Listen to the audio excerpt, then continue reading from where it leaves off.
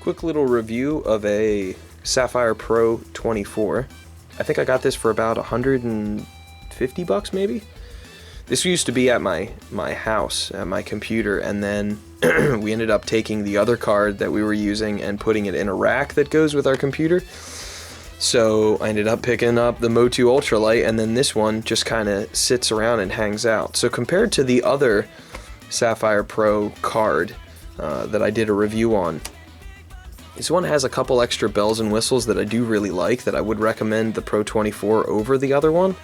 There is also another card that they make that has processing built in. I think it's called the Pro 24 FX or something like that, but I don't see very many of them online. I didn't even know that it was a thing that existed when I bought this one. So Pro 24, you've got really just two inputs up front. You've got your preamp levels right there. We don't really ever use them. I'm using it really for the outputs right now. That's why they're just turned down.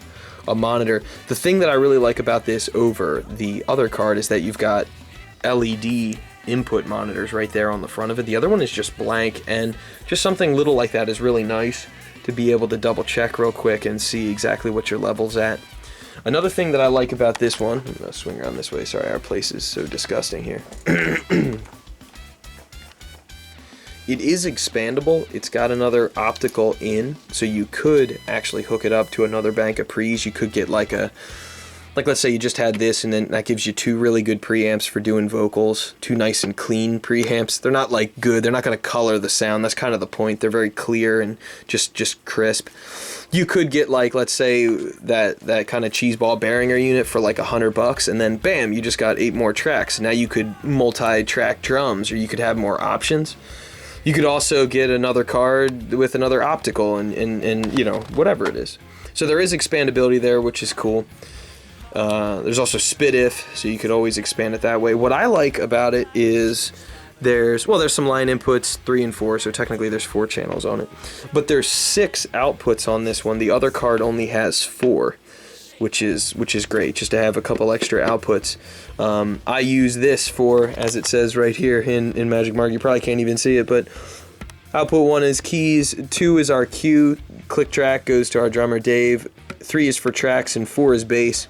And that's both. It used to be different between a minor error and then our cover band High Five, but I finally got smart and just turned it all over so it's the same thing, so that makes my life a little simpler. Just hook up everything exactly the same and you get all the correct outputs. So I use the card with Digital Performer on our Mac Pro, and if I pull up the bundles real quick, check our outputs. Just got the matrix there with the different outputs, everything going on. It's a really good card. It was reliable and worked great for its main purpose at my house before, when I was actually using the preamps on it. I think I actually prefer the Motu stuff because I just got an Ultralight, just because it has EQ, compression, and reverb just built in inside the box. I guess the trade-off there is that it's a bit more expensive. I guess a lot more expensive. Like this one you can get for under $200. Mine was like $350. But the other one also has, like the Motu card has a ton of outputs, like way more outputs than something like this.